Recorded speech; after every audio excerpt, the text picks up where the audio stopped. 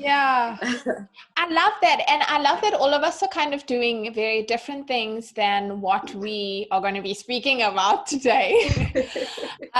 Because it's a passion for all of us. So first of all, again, thank you so much for your time. I have been a naturalista, or at least natural, for over 10 years now. I didn't have the choice in relaxing my hair. My aunties used to do my hair. Actually, my mom is a mix of Cape Malay and Japanese and all of these things. And she had a very straight strand. And so she couldn't do my hair at all. But it's not about that. When I was a kid, my aunties used to do my hair. And for one of my aunties' weddings, they relaxed my hair. And I had no idea what is this thing. They just couldn't manage it. Anyway, by the time I got to matric, I was able to cut my hair off, and I kind of started from scratch. And so it's been, well, I don't know, 11, 12 years now. However, you ladies, each in your own right, have built communities around natural hair, and not only that, skincare, making content about your life, but a lot of it is hinged on natural hair. And I think I wanted to kind of tap into that. How did building your community start? Maybe tell us a little bit about your natural hair journey. And again, I'm going to start with Boitumelo. Can you take us into a little bit of your natural hair? Okay, where do I start? So I've been natural for plus minus 15 years. Wow. Wow. Yeah. But I started as I had locks. So that was my first tap into being natural. I had locks. And high school varsity had locks. And then mid-varsity, I decided to relax my hair because everyone was just doing weaves. And, you know, at the time, weaves were like, you do a weave and then you weave it out. It looks like your hair. And my locks were very healthy. And at the time, because there wasn't much in our country, so I used a product called Jabustone, which was basically for locks, and it was very good on my hair. But I also explored with some organic stuff. Like I discovered shea butter from some health shop that they had in Sandton, and I've been buying my shea butter from them as well since. So I relaxed my hair, but even when my hair was relaxed, I still had a regimen. I relaxed. I would relax 3 times a year.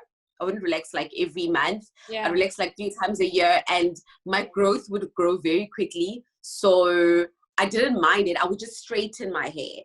I would straighten it, and even when straightened, it still looked relaxed. It still had that bounce.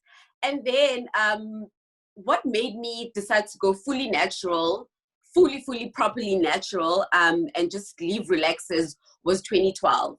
So in 2012, I came across pictures of my mom, and she had this beautiful fro. She actually has Carissa's texture. She had this beautiful curly, springly coils, and I was like, oh my word, mommy, your hair, you know, my mom has just always had that like curly texture, because she's mixed.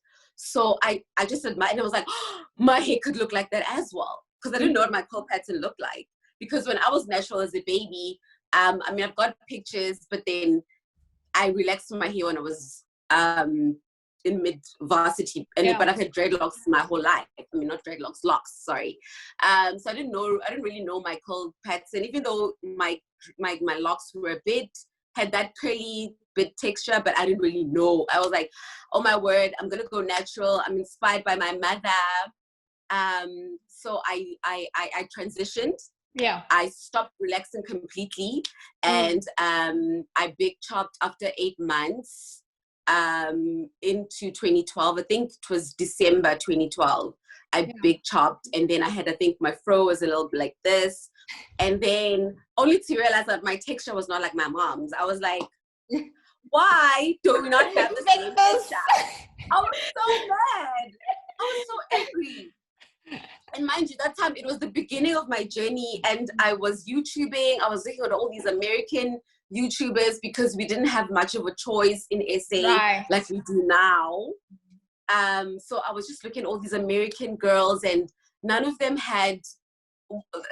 They did have. Some of them did have type 4 hair, but none of them had like a texture that I could relate to. Yeah. And it was just that curly texture like my mom's. I was like, but my hair is not like this. And I know I had to learn that it won't grow the same. I had to learn that some products that my mom uses won't be the same on my hair. Yeah. So it was really frustrating. And then I used to go on Amazon. So Amazon, I made my first purchase of natural hair products. I bought, it was the, what was this?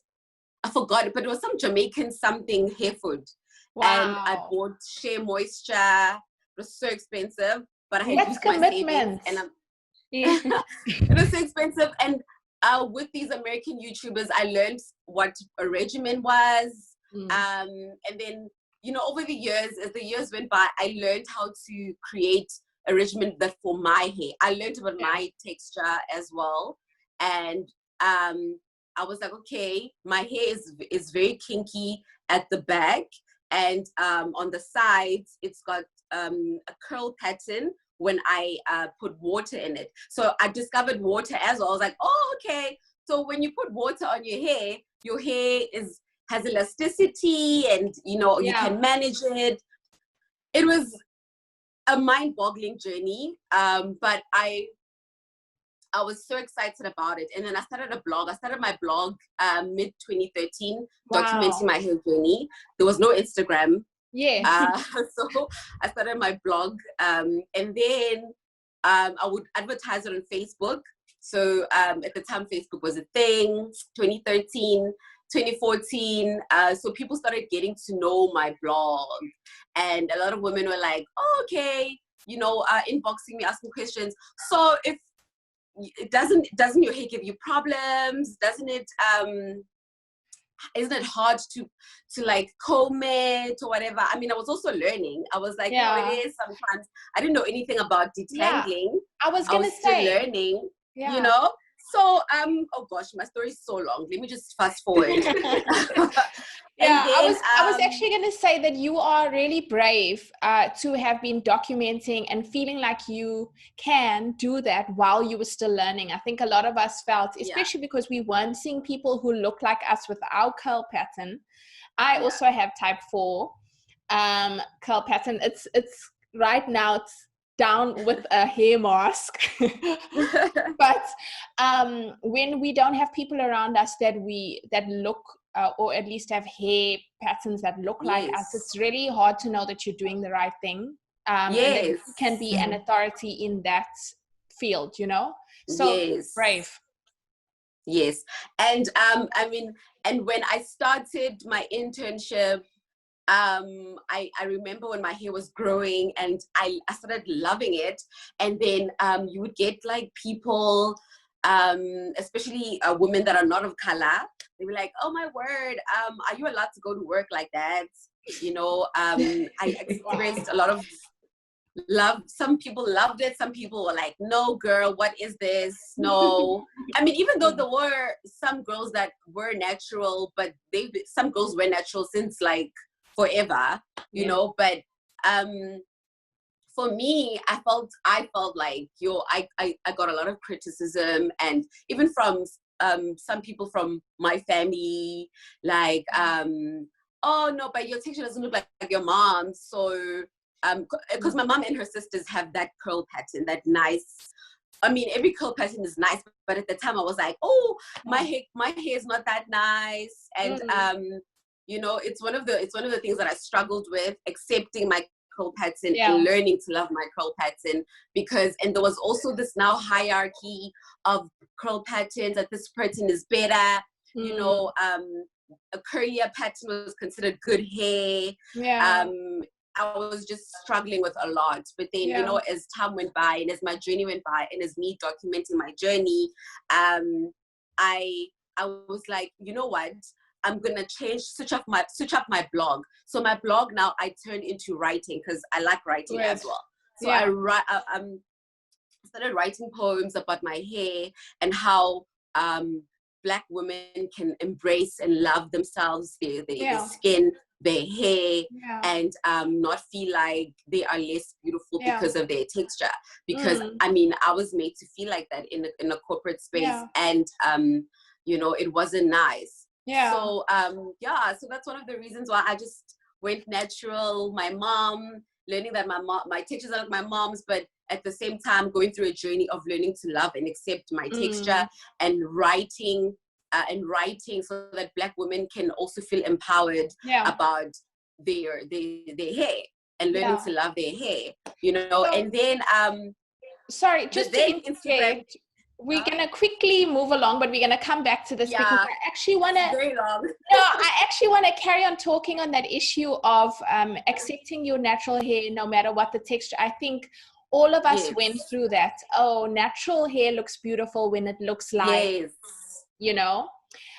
So I think we'll come back to it. But Carissa, for you, you have also gone through the big chop. You speak a lot about body acceptance, and I love it actually. Which I love. Oh, guys, definitely. But Carissa, you know, you're one of the people that made me love my new curvy body, because I grew up skinny. I was very skinny my entire life. But then when I went curvy, and I just had a bit of, you know, but Carissa, girl, you're amazing. I love your body, but like, you've literally contributed to me loving my body, girl. You know, so I love that you share that. And I think I've been following you, and we kind of met. When did we meet? I think it was either 2015, 2016. But even since then, there's been a lot of change in your hair. Can you take us along the journey? Yeah, sure. So I think my approach to everything has been a bit different to growing my community and being an authority in a space. So I don't regard myself as that. I never have, because my platform is mostly because of my career. So because I'm a radio and TV presenter, that's how it came about. So it wasn't a step into, hey, I know all about natural hair. I just happen to have natural hair. That's kind of how I saw it. But of course, it hasn't always been that way. I think it was in 2014 that a shift happened. And I mean, the conversation has slightly changed now in terms of acceptance and the natural hair journey.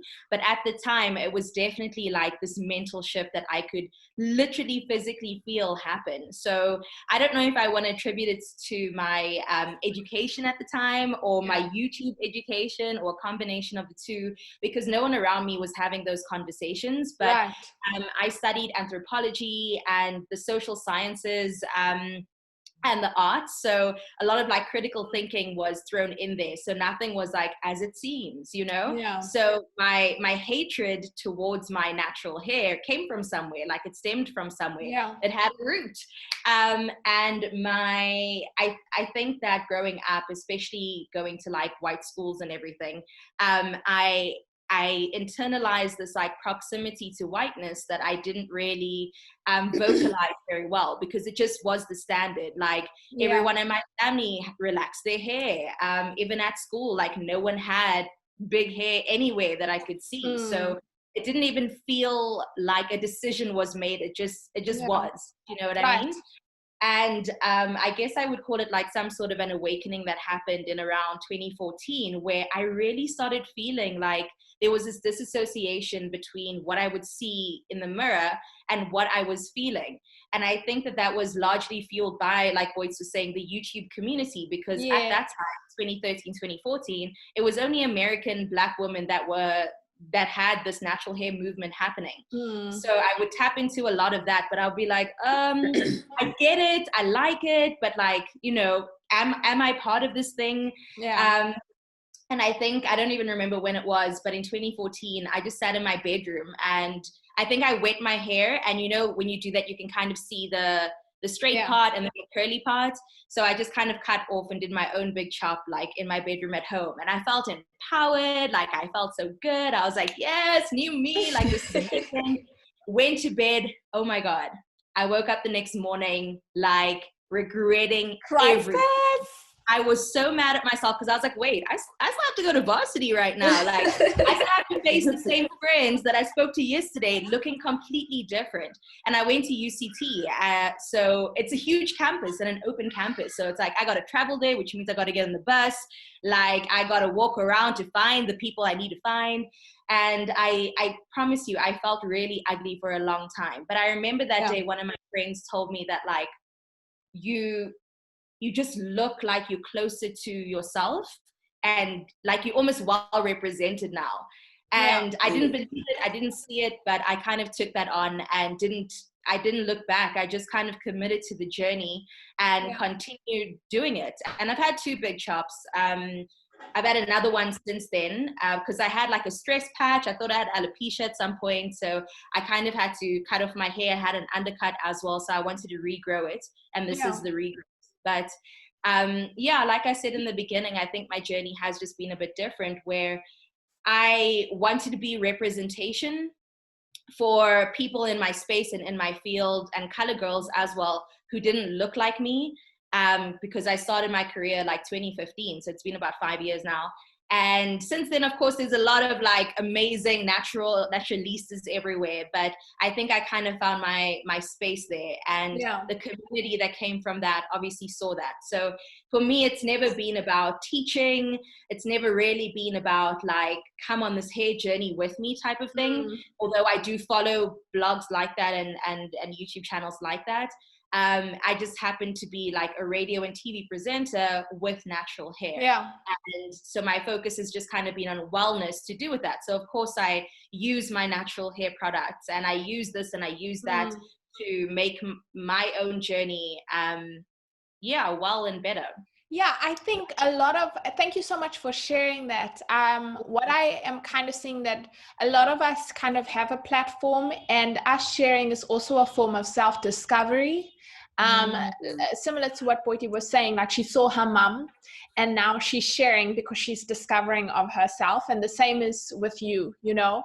And with me as well, we're going to speak now to Nonzi, but for me, the first time I did a big chop, I had an identity crisis of note. I was like, I mean, it's 12 years ago, in terms of gender, all different things. I'm like, how do I look? Do I look like a female or like womanly enough? Should I always wear big earrings? Actually, when my hair was just growing back again, I didn't know how to handle it, and there was a guy that I liked at the time, and he actually like touched my hair and he's like, you need to sort this out. As in like you need a blow dryer. He's like, why can't it be straight like the other girls? And I was back into identity crisis. So I think it's a huge journey for all of us. But like you, there was something deep inside of me that kind of resonated with like the natural form of my hair. And Nonzi, can you tell us a little bit about your journey? Okay, so I've been natural for 10 years now, I think. My first big chop was so I've had like relaxed hair all my life. I'd never had like an afro growing up. My mom was just like, we are relaxing this hair every single month because she didn't know what to like do with it, right? So I was the girl on the creamy crack every single month without fail. And then I went to boarding school, and then all of a sudden I had to take care of it myself, and then it wasn't working out, and then I just let it grow out, right? I let the relaxed ends grow out, and then I just cut it. That was the first big chop. And then now I'm trying to deal with, okay, I've got really coarse hair, so what am I supposed to do with it? Because I don't know how to take care of it. And at that time, I think there were only American YouTubers actually who were doing the whole natural hair vibe. I couldn't find anyone here from South Africa. So it was a bit like tricky because all their products are quite different, and we only had such a limited range of products. So it was a journey to get to being comfortable with my hair, knowing how to take care of it, and so on and so forth. So from that first big chop, I focused mainly on like just taking care of it, learning how to understand it. And then I think my community grew when Instagram boomed, I guess. Yeah. So that was like what, 2012, 2013? 2013, yeah. Yeah. So I was doing the whole natural hair vibe on Instagram, but not like that wasn't my main focus.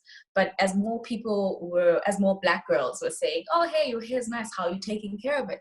Then respond, obviously. So then my community would grow, and then I went through varsity also just with natural hair, but I had this feeling of, do I really belong? Because at that time, like, girls would have the long weave and the 30 inches, and it's just like, here am I with my little tutu on my head.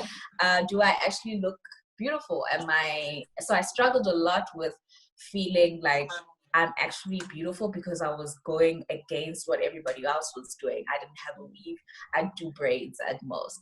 So my second big chop was more for me to be comfortable with me, like plain. So my hair was long before my second big chop. So I wanted to see how I'd look with like little hair again, and just to learn how to accept myself there, because my self-esteem was like down in the gutter. So I had the brilliant idea of just chopping it and starting again and forcing myself to love myself the way that I looked.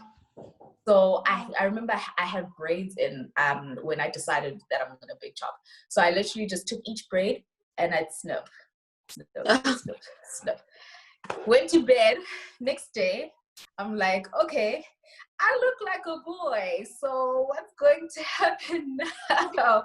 I don't know what I really felt really unattractive and not beautiful. So I had to literally force myself to look at myself and say, you are beautiful with or without your hair. Your hair doesn't define who you are. It's just an extension of who you are. You don't have to rely on it. You don't have to rely on anything else. You need to be comfortable with this first before you do that. So I looked like a boy for like 3-4 months before my hair started growing. And then my community obviously boomed when I started posting more pictures of my short hair. And just the journey of going through it and growing it. So it's been quite interesting, and it's been quite an introspective journey for me to say, I can comfortably say that I am in love with myself and the way that I look, because I forced myself to sit down and think about what makes me beautiful. What is it? Is it an inside thing, or are you relying on your looks type of thing? So that's what it's been. I love that. I totally resonate with all of that, and I think all of us can.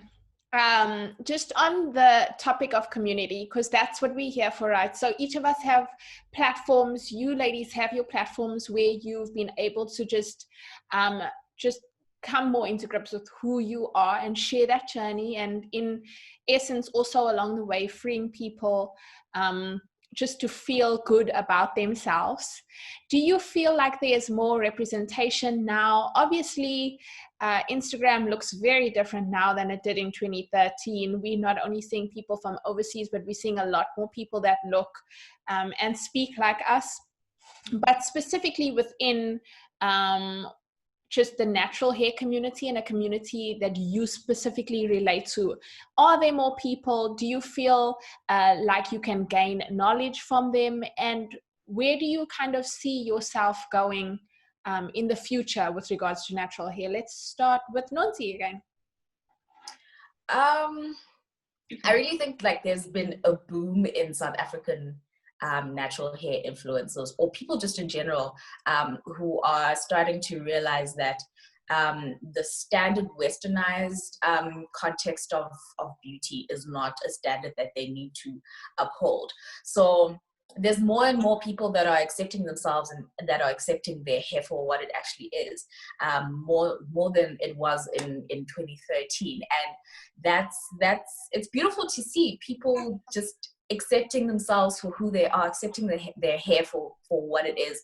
And there's this perception, particularly for C hair, that it's not desirable still.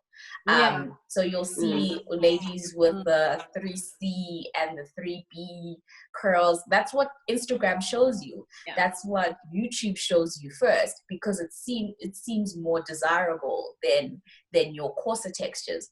So the boom of 4C is still good hair. 4C is still beautiful hair, has been amazing to see. We're widely represented, and there's just the stigma. Well, the stigma of 4C hairs is not that great looking, is beginning to decrease. Obviously, it'll take some time. There is still that I need to have a looser curl pattern. That's why I'll twist my hair and it will look curly. But that's not what it looks like. My hair is literally just, it's coily. That's what it is. You can't manipulate it to look any other type of way.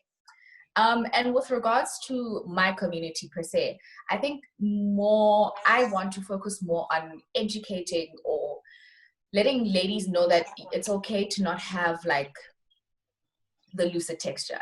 Your hair is beautiful the way it is, and you can take care of it the way it is. It's not, there's this thing where people say it's high maintenance. Yes, it is high maintenance, but if you learn what your hair likes or what it dislikes and how to properly like take care of it, like TLC, then it's not like a tedious exercise. It's not like a thing where, oh, I'm gonna go to the salon and they're just gonna like blow dry it out. So I want to focus more on making people realize that your hair is great the way it looks like, and the stigma of it's hard to take care of, I need to get rid of that. So it's more about education, basically. Definitely. Carissa, what about you? Can we repeat the questions? Okay. So basically, in terms of, well, let's just go the first one. In terms of representation, are you seeing more of that now in South Africa? People that look like you, people who have curly hair like you. Are you getting a lot of your information from people around you in terms of natural hair care? Yeah. I don't even know how to answer that. I think that I have been trying to diversify my my following, so it's not just reflective of people who look like me and people whose hair's like me, but also, you know, outside of 3BC, like they were saying. And I mean, I hate to use types because I don't want to feed into this whole like, you know, hierarchy, discrimination and stuff, but people whose hair looks different to me and requires different care and stuff, because I think that is also important. I had a point. I completely lost it. Oh, yes. I was going to say, I actually attended this hair event a while back in Cape Town. And I found it so interesting what the founders of this product was talking about, how taking care of our hair or having natural hair has kind of moved from being a protest, although of course there is still value in that, but moved from it being a protest into moving into a space of self-love. And I think that is truly where I try to focus my energy into, because to be honest, for me personally, to try to keep up with trends and products and everything like that, it's a bit overwhelming. And there's a lot of standards, and sometimes I don't meet them, like the curly girl method, you can't use this and you can use this. And I'm like, what if I only have 3 rand in my account that month and I can't afford your products? You know what I mean? Yeah. So I personally didn't want to feed into that. And I've really honestly just been focusing my journey in terms of my natural hair, in terms of everything that I represent and stand for, into self-love. And so I think that is where my energy's even being thrown into in terms of who I follow. So instead of it being like, natural hair is the only way and this is blah, blah, blah, blah, it's like there's choice, first of all, because if somebody does choose to relax their hair, like that's on them. Do you know what I mean? And if they think that they are great in that space, then celebrate that. And so I think I've just kind of really been trying to push that narrative of self-love and what feels good to you, what is your truth, and like live in that without the expectation, which is a lot, especially for women and women of color, that the world already places on you. But yeah, I appreciate people like Boitumelo because, girl, I have so much that I need to learn still. Do you know what I mean? So I think there's space for all of us to be relevant. Definitely, I absolutely love that. I do find that exactly what you're saying in terms of natural hair community and just being convicted to wear your natural hair. It has to be an act of self-love and of definite conviction, because it's not an easy thing to do. Yeah. And then also, like, when you're following people, for me, I find, Boitu, you can also speak a little bit more on this, maybe, that authenticity is key. So however you choose to reflect your life or live out your life, I want to follow you if I feel that you are being authentic, the truest you. Yeah. Oh, my turn. So first to touch on the representation, it's what the ladies were saying. I do feel there is representation more now in the natural hair space, especially since 2016. The whole natural community just boomed in SA, and you had stores like Clicks now introducing a different variety of natural hair products. We had overseas products coming in the country. We have amazing local natural hair brands that just came through. So I think representation is there. And there was even a trend that was going on where a big brand, which I would name, it made a mistake. It did a flop when it came to doing textures, right? And it showed a girl with a curl type like Carissa's and said that's a 4C type. And I remember the natural community was like going crazy. Hell no. What? What? You know, I mean, I was also never much into the whole typing thing or whatever, but I know it's helped some people. I know it's helped me in the past as well, how to sort of know what my curl pattern is. But at the time, I was like, no, we still have a long way to go. If such brands, a big brand like yourself, is going to say, this is 4C hair, this is a more of a coily type, no. And a lot of women were so angry that, how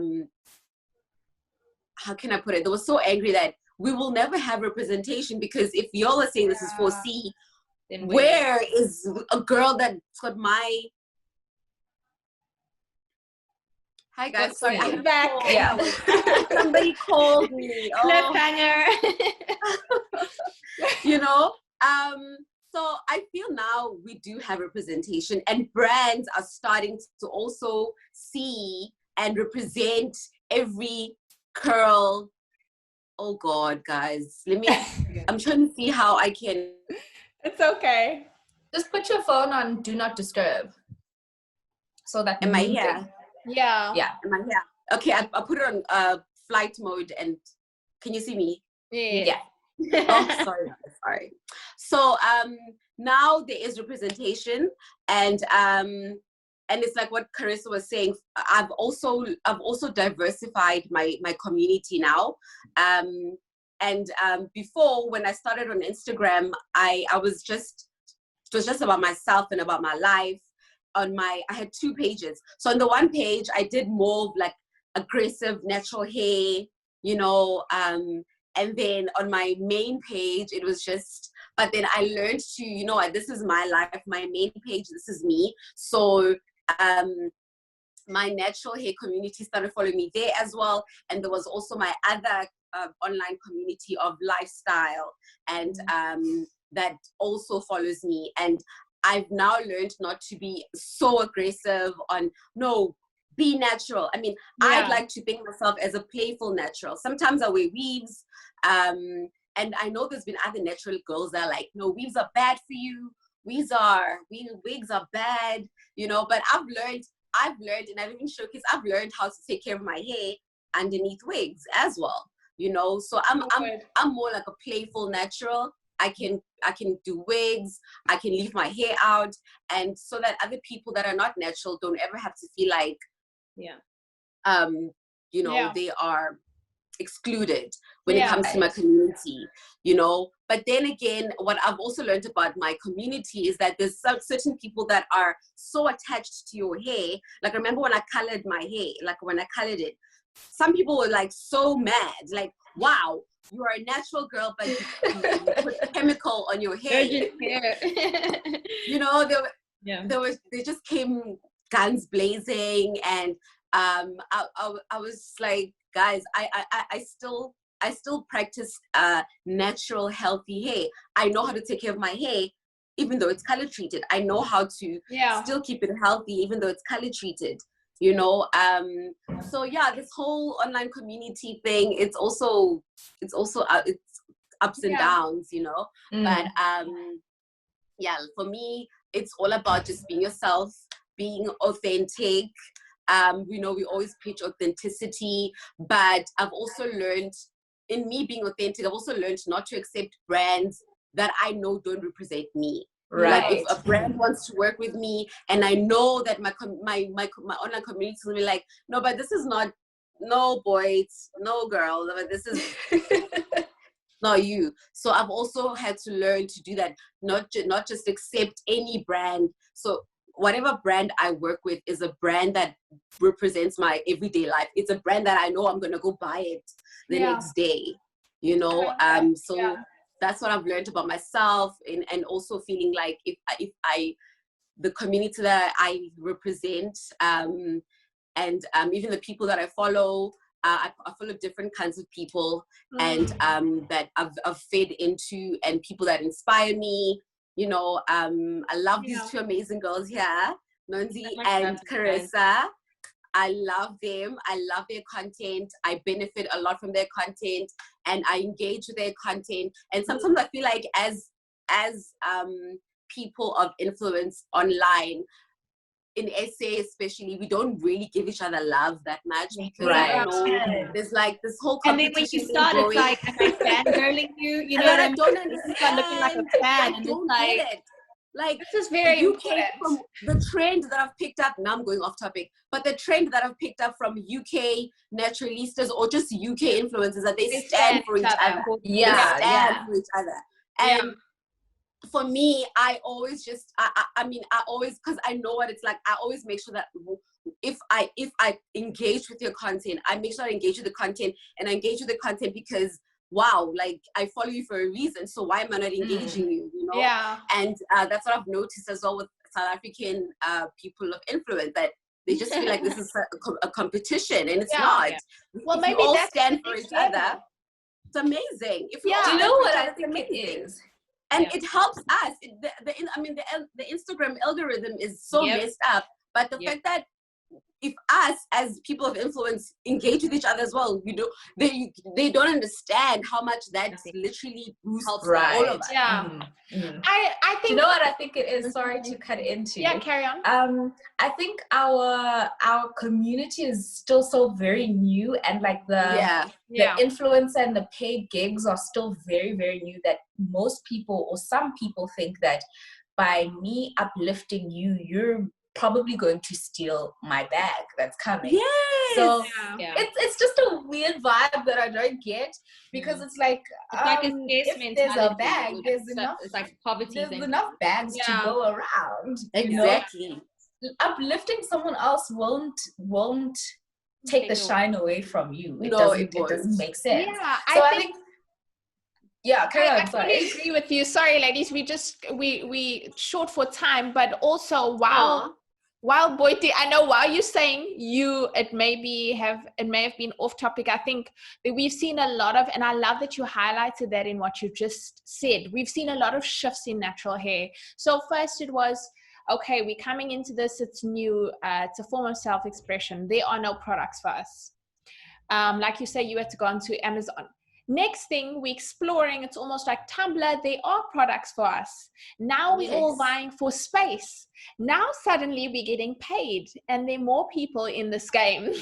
And it's like, don't steal my bag, I can't fangirl you.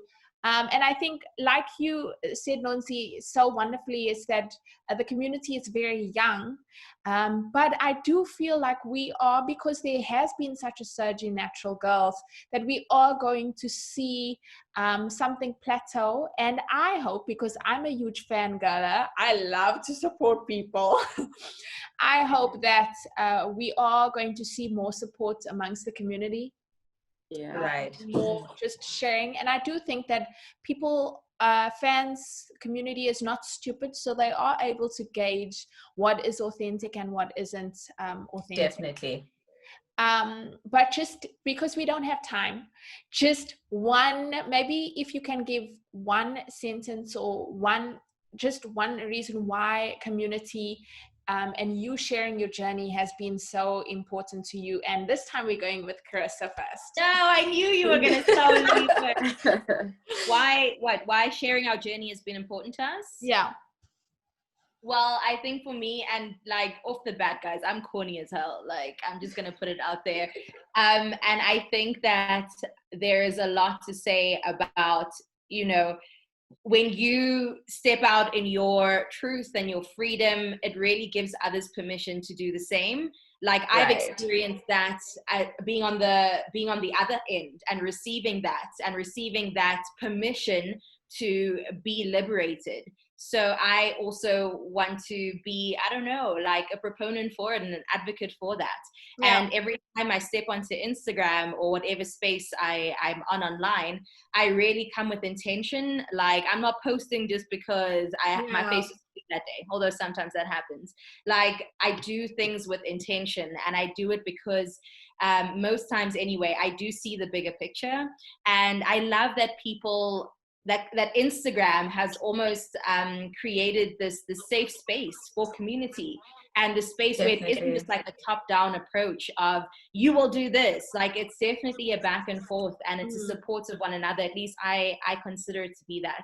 And so I really hope that with every post, with everything I say, that not that I need to, but that somehow I give people permission to step into their light and step into their truth as well. Awesome. Whoa, did I just get emotional? To step into their truth. No, I didn't. I just choked on my spit. To step into their truth as well. Yeah. Amazing. Yeah. Nonzi. I think for me, wait, can you repeat the question? So yeah, because I think I went off track. Specifically on why community has been important for you and sharing with your community. Okay, cool. I think community has been important for me because we get to like realize from each other that our most authentic self is as beautiful as we make it.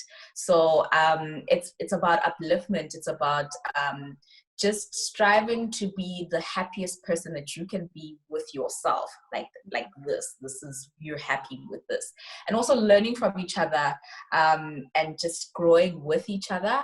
I think that's very important, and being comfortable in your own skin. So if I would probably part with some kind of advice or whatever to my community, it would probably be to always be authentic to yourself, and whatever you do with your hair or your face or your skin, whatever it is, it just make sure that at the end of the day you are the one who's comfortable with it. You're happy with the decisions that you've made pertaining to that. So yeah, I hope I answered that correctly. Yeah, no, you did amazing. Quite a bit. Amazing. My turn. Okay. So why community is important, right? Right. Yeah. Eden? Yes, sorry. Okay, so wait, sorry. Please repeat that again. Sorry. I think also just a line on why community has been important for you and why sharing with your community is important. Yeah. Okay.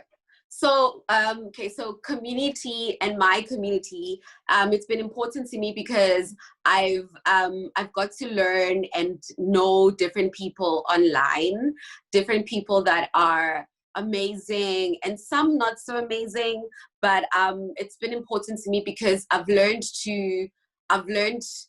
to be fully open with my journey and the struggles that I went through with my natural hair journey and just my journey as a person. And, you know, people love that. And I've realized that when you are sort of open, I mean, you don't have to be full, but when you're sort of open with the person that you are, your community relates to you even more, better, yeah. you know, and they learn the person that you are, and then they stick around because they've also went through something similar that you've went through, and which has been so amazing. And what I can also say I can leave with my community is just to always be real with yourself. You know, it's what Nonzi touched on as well, that it's so amazing when you are true to yourself, you know, even though there are some people that are scared to be who they are, and they want to be someone else online, and they want to be different people, or whatever.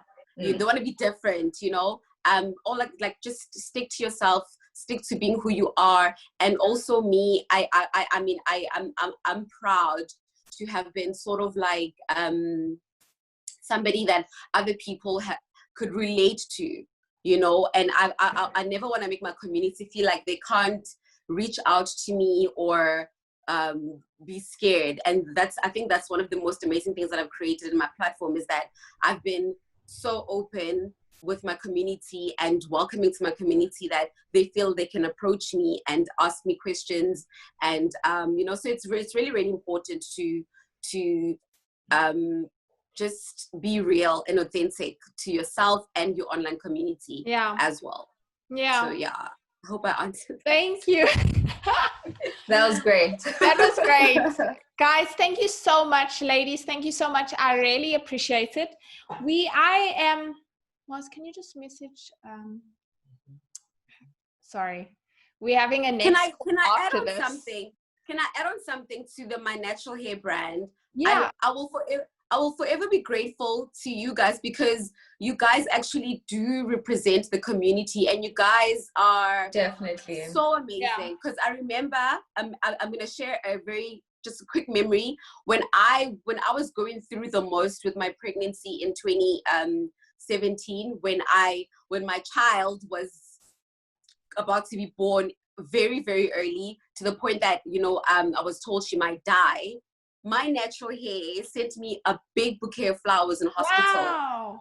And they sent me a pamper package, and they were just like, Boyd, we love you, and we hope that you are gonna pull through this, and we are putting you and your baby in our prayers. Wow, so that's why my natural hair will always be so dear to me, because you guys are just so amazing. You guys care about the community. You guys care about us. And